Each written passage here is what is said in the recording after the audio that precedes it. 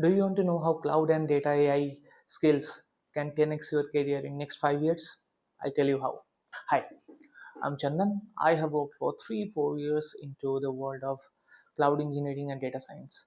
And there is one thing that I've realized that the skills that I've just talked about are not only about tech or only about AI. It's about building your freedom.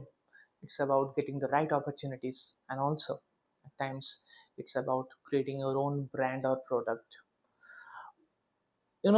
When you hear about terms like cloud engineering, AI, and all of these things, you get confused, right? That what tools do I need to learn? Do I need to learn Databricks? Do I need to learn AWS? Do I need to learn go for GCP and all, right? But here is the truth. If your focus is fixed on a particular set of tools, the right tools, there are organizations that are desperate for you. You will get hired, you will build your business, you will double, triple, and quadruple your income. Okay. So, over the course of next few days, what I'm going to do, I'm going to give you a guidance based on my experience. I have worked for 3 4 years into this field. So, if not a lot, I have gained some, and I would like to share all of these things with you.